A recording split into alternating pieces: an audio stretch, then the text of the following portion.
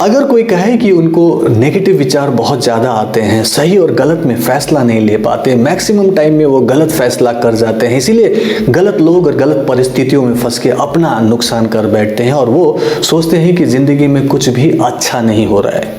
अगर आप किसी स्टूडेंट को जानते हैं जो कहते हैं कि उनका कंसंट्रेशन, फोकस और मेमोरी का प्रॉब्लम है और वो अच्छे से पढ़ाई नहीं कर पा रहे हैं, ध्यान नहीं लगता और जो याद करते हैं याद नहीं हो रहा, तो उनका आज्ञा चक्र सही तरीके से काम नहीं कर रहा। आज इस चक्रों के श्रृंखला में मैं आपको आज्ञा चक्र या थर्ड आई चक्र के बारे में बताने वाला हूँ। This is Puran Sharma, I am a holistic lifestyle coach और मैं आज आपको थर्ड आई चक्र के बारे में बताऊंगा जो हमारे दोनों आंखों के बीच में पीछे की तरफ होता है, जिसे मेडिकली पीनियल ग्लैंड भी कहते हैं। यहाँ इस पर्टिकुलर जगह पे 3 नाड़ियाँ मिलती हैं, चंद्र नाड़ी, सूर्य नाड़ी और सुषुम्ना नाड़ी। और इसी पर्टिकुलर चीज़ों को नज़र में रख के मैं आपको इसे सही तरीके से बैलेंस करने का तरीका बताऊंगा, जो हर साधारण इंसान कर सके, बच्चे भी उसे प्रैक्टिस कर सके और अपने जीवन को बेहतर कर सके।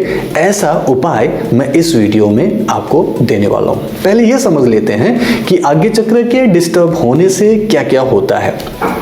एक तो मैंने बताया कि उनको नेगेटिव थॉट्स बहुत आते हैं, सही और गलत में फैसला नहीं ले पाते और हर बार वो कुछ न कुछ नेगेटिव फैसले ले लेते हैं, उनका अपना नुकसान होता है और बार बार ऐसे लोग और परिस्थितियों में फंसते हैं जिससे कि उनकी लाइफ में प्रॉब्लम्स बहुत बढ़ जाते हैं। तो ये सही तरीके से फैसला न लेने का और प्लस सही तरीके से न जान पाने का कि सही और गलत क्या है, तो ये प्रॉब्लम होती है।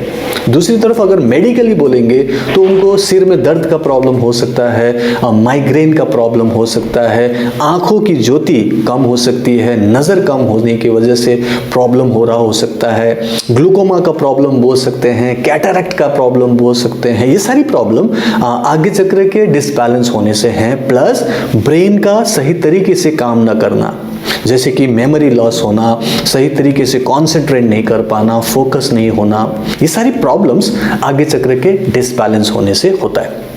अब ये सारी चीजें हो रही है तो इसको ठीक करना भी तो जरूरी है, क्योंकि सब कुछ ब्रेन से ही करना है, हमारे माइंड से ही करना है, नहीं तो कैसे हम अपनी जिंदगी को जिएंगे। इसीलिए मैं इस पर्टिकुलर वीडियो में 5 आपको ऐसे उपाय बताऊंगा कि आप अपने थर्ड आई को, अपने आज्ञा चक्रों को बैलेंस करके अपनी लाइफ को बैलेंस कर सकते हैं। सो इसको ध्यान से सुनिए कि 5 उपाय क्या है। नंबर 1 उपाय, सिंपल, अपने घर में आराम से कभी भी आप बैठे, सुबह बैठे तो अच्छा रहेगा। सबसे पहले अनुलोम विलोम करें। अनुलोम विलोम मतलब पहले चंद्र नाड़ी से, नाक से आप सांस लें जोर से और उसके बाद उसे सूर्य नाड़ी मतलब दूसरी नाक से दाहिनी तरफ से निकाल लें और फिर दाहिनी नाक से फिर से सांस लें और उसे बाएं नाक से निकालें। ये चंद्र नाड़ी और सूर्य नाड़ी का एक्टिवेशन हो रहा है। जब ये कर रहे हो तो आपका बीच में जो सुषुम्ना नाड़ी है वो जागृत होने लगता है, वो बैलेंस होने लगता है। तो ये जो दोनों तरफ से हम ये अनुलोम विलोम करके ये स्टिमुलेशन करते हैं तो उससे वो बैलेंस होने लगता है।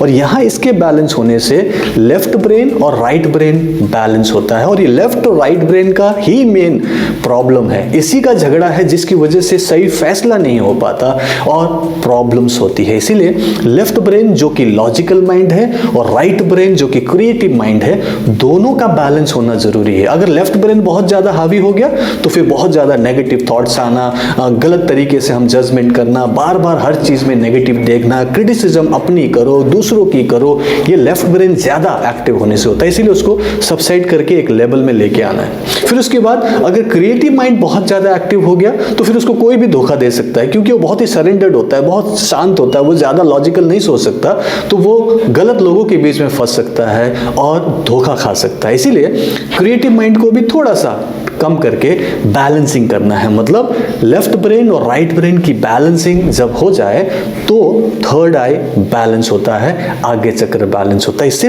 आप सही तरीके से फैसला कर पाते हो और जिंदगी को सही मायने में बैलेंसिंग से जी पाते हो। तो ये हुआ, ये आपको अनुलोम विलोम से उसे बैलेंसिंग करना है। तो पहले ये 5 मिनट्स से हम दोनों नाड़ियों को स्टिमुलेट स्टिमुलेट करके तीसरे नाड़ी को एक्टिवेट कर रहे हैं। ये सिंपल साइंस हो गया।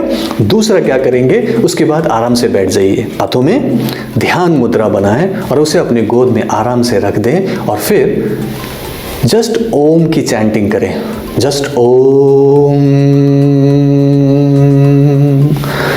ओम ओम।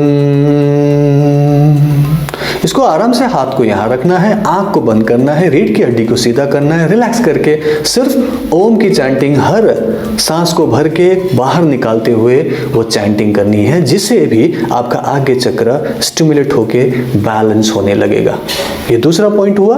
और तीसरा पॉइंट है, फिर उसके बाद ओम की चैंटिंग के बाद आराम से बैठ जाइए। अब आप गायत्री मंत्र का जाप करें, सिर्फ और सिर्फ 5 मिनट। ओके, इसको आप बोल के भी जाप कर सकते हैं, गा के भी जाप कर सकते हैं। मैं दोनों तरीके से आपको बता देता हूं।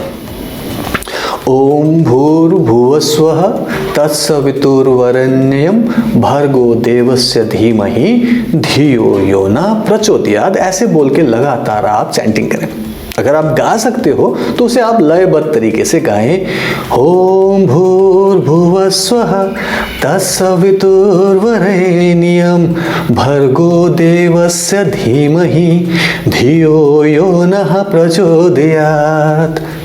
तो ये लयबद्ध तरीके से भी कर सकते हो, बोल के भी कर सकते हो, लेकिन उसका असर सेम होगा क्योंकि वो आगे चक्र को स्टिमुलेट करेगा और आपके ब्रेन को पूरी तरह से पॉजिटिव बना देगा। ये पूरे शरीर की सारे अंगों को करेगा, लेकिन मेनली ब्रेन को और थर्ड आई को करेगा क्योंकि ये इसी तरीके से काम करता है। और इससे जब आपका थर्ड आई आगे चक्र बैलेंस होता है तो ही तो आप सही तरीके से फैसला करते हो, पॉजिटिव सोचते हो, पॉजिटिव भाव करते हो, एक सही फैसला करके आप एक्शन लेते हो। जब आप एक्शन लोगे तभी तो आप सही तरीके से सफल होते हैं ना। तो ये गायत्री मंत्र आपको पॉजिटिव बना देता है और सही फैसला लेके एक्शन लेने के लिए आपकी मदद करता है। तो पूरा ब्रेन डेवलप होता है, सही तरीके से स्टिमुलेट होता है। नंबर 3 हो गया।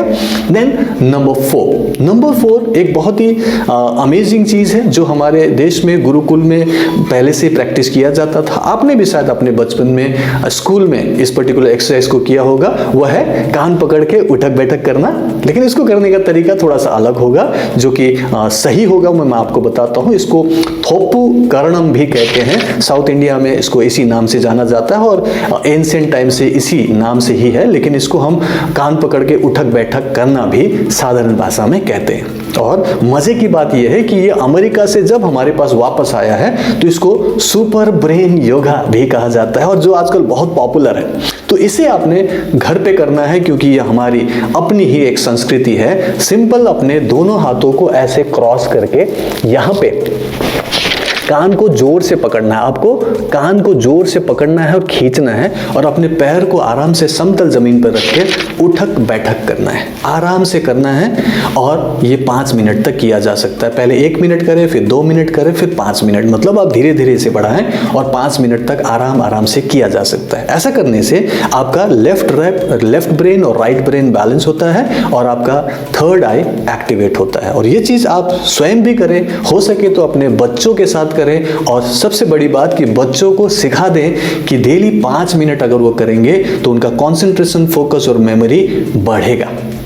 तो ये हुआ नंबर 4 जो किया जा सकता है आसानी से और हर साधारण इंसान के लिए है ताकि वो अपनी लाइफ को बेटर बना सके। नाउ नंबर 5, ये भी बहुत आसान है। आप चाहे तो बाहर निकल सकते हैं, अपने घर से बाहर जाके आप कहीं पे भी नंबर 8 का एक बड़ा सा आकार बना दीजिए। ओके, उसके लिए सबसे बढ़िया ये रहेगा कि बीच में कोई सामान रख दीजिए, कोई चेयर रख दीजिए, कोई ईंट रख दीजिए और उसके चारों तरफ आप 8 की शक्ल में घूमना शुरू कीजिए। 8 के आकार में घूमना शुरू कीजिए, पैदल चलना शुरू कीजिए और इसे सिद्धा वॉकिंग कहा जाता है।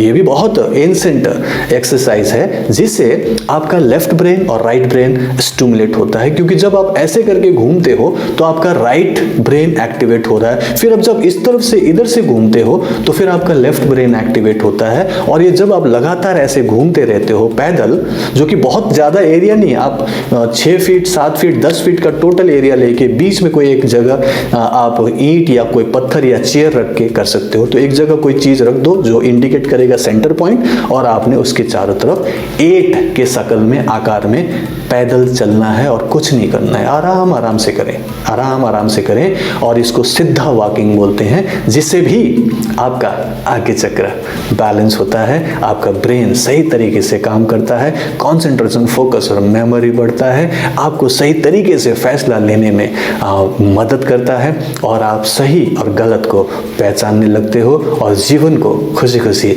बिताने लगते हो। जब आप ऐसा पॉजिटिव सोच के साथ, अच्छे भाव रख के, अच्छे फैसला करके आप जब कोई कर्म करते हो तो आपको भी पता है कि आप सफल होते हो। तो मैं आपके लिए प्रार्थना करूंगा कि आप इन एक्सरसाइज को लगातार कर सके और करके अपनी लाइफ को बैलेंस कर सके, क्योंकि थर्ड आई एक्टिवेशन इससे होता है।